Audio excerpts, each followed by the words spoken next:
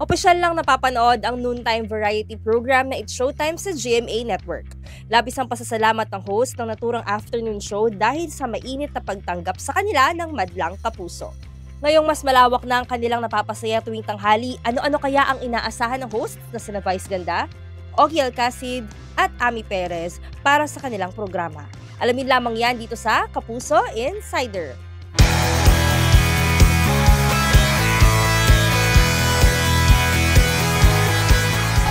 What's up? Madlang Kapuso! Yan ang masayang pagbati ng host ng It's Showtime ng opisyal silang Omeres sa GMA noong April 6. Bago ang debut ng nasabing programa sa GMA, matatandaan na naganap ang It's Showtime sa GMA na contract signing noong Marso, kung saan present ang executives ng Kapuso at Kapamilya Networks, pati ang host ng noontime variety show. Sa panayam ng GMAnetwork.com sa ilang It's Showtime host, lubos ang kanilang pasasalamat sa madlang kapuso dahil sa mainit na pagtanggap sa kanilang programa. Halo-halong emosyon rin ang nararamdaman ni Vice Ganda, Ogie Alcacid at Ami Perez ngayon napapanood na ang It's Showtime sa GMA7. Ngayong nakasampa na talaga sa GMA, relieved na kami. Hindi na kami maraming iniisip. Yung mga tanong namin sa utak namin nasarado na, nasagot na. At ngayon sobrang energized ang buong grupo namin. Mas ang laki ng inspirasyon na nararamdaman namin, kaya mas driven kaming lahat na gumawa ng magandang produksyon, ng magandang programa everyday na ikasasaya ng mga bago naming tagapanood, yung mga kapuso. Extremely blessed, extremely happy, extremely excited.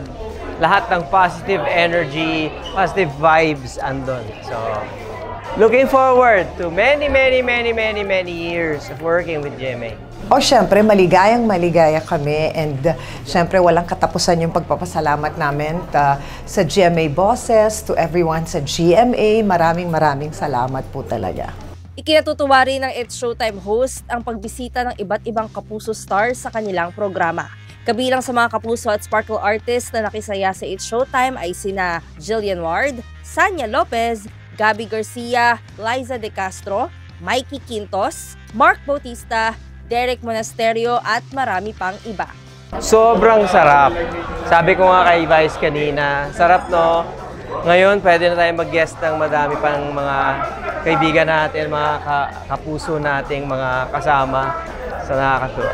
Ngayong mapapanood na ang It's Showtime sa iba't ibang kapuso platforms, looking forward sina Vice Ganda, Ogie at Ami sa mas marami pang collaboration sa pagitan ng Kapuso at Kapamilya Networks.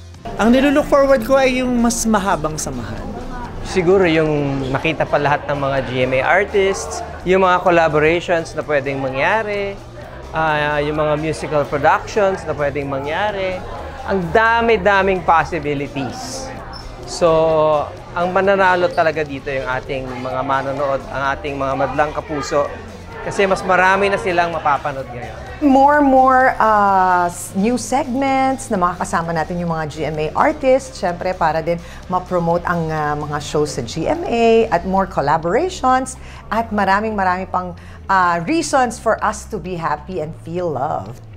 Subaybayan ang It's Showtime tuwing Lunes hanggang Sabado, alas 12 ng tanghali sa GMA, GTV at iba pang kapuso platforms.